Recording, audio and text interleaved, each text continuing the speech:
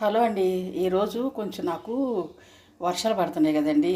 కొంచెం జలుబు చేసి ఒంట్లో బాగా జ్వరం వచ్చినట్టుంది. అయితే నేను కర్రీ అయితే చేసి చూపిస్తాను. అయితే చెప్పలేనండి, మాట్లాడలేను. కొంచెం అడ్జస్ట్ అవ్వండి.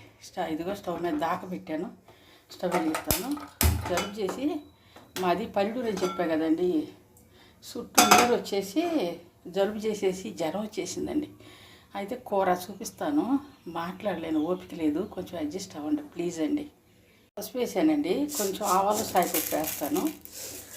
వేగిన తర్వాత ఉల్లిపాయ ముక్కలు వేస్తాను. ఈరోజు జ్వరం వచ్చిందండి బాగా. ఇంట్లో పనులన్నీ చక్కపెట్టే ఆడవాళ్ళకి ఏది వచ్చినా కష్టమేనండి బాబా. ఇంట్లో 4 పనులు చేసుకోవాలి కదా. మగవాళ్ళు చేస్తారు, కానీ మనకుండే పనులు మనకుంటాయి కదా. ఇదిగండి, నేను ఇప్పుడు ఉల్లిపాయ ముక్కలు వేస్తాను. ఉల్లిపాయ ముక్కలు వేగిన తర్వాత పొట్లకాయ అండి. నేను ఏం కూర చెప్పలేదు కదా మీకు, మర్చిపోయానండి. పొట్లకాయ తెచ్చాను. మా పిల్లలు పొట్లకాయ తీసుకొచ్చారు. పొట్లకాయ కర్రీ చేస్తున్నానండి. ఆ కాయ ఏం చేశారంటే శుభ్రం చేసుకుని వాళ్ళే కోసి ఇచ్చారు.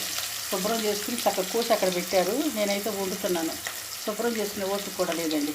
రాధాకృష్ణ యూట్యూబ్ ఛానల్లో ఈరోజు నేను పొట్లకాయ కర్రీ చేస్తున్నానండి.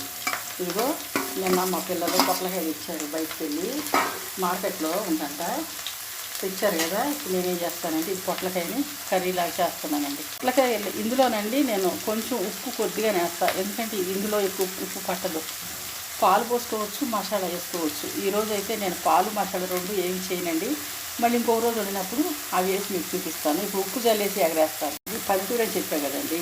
చుట్టూ చల్లదనం ఎక్కువైపోయి అబ్బో అట్లా బాగా చల్ల ఏపవ వచ్చేసి జలుబు చేసేసి జ్వరం వచ్చేసిందండి.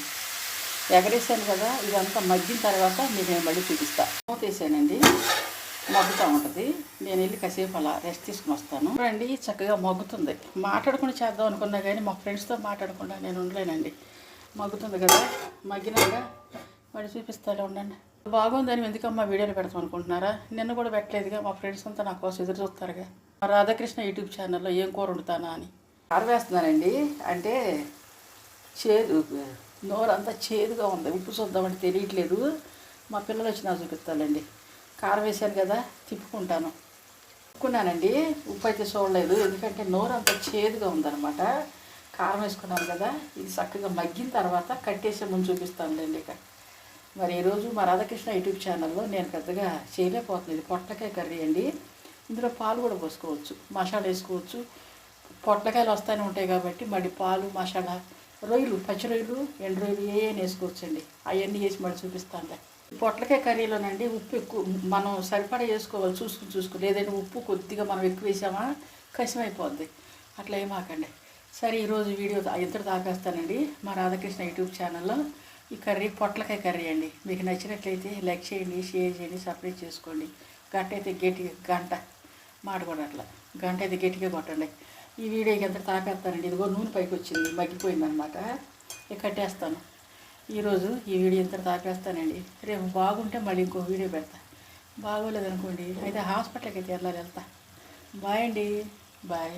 ఇందులోనండి ఓసారి చెప్పానని మళ్ళీ అనుకోమాకండి. పచ్చి రొయ్యలు కానీ, ఎండు రొయ్యలు కానీ, పాలు కానీ, ఇవి మసాలా కానీ ఇవి వేసుకు తింటే చాలా బాగుంటుందండి. ఈరోజు నేను తినలేండి, జ్వరం వచ్చింది కదా. మీరు తినండి.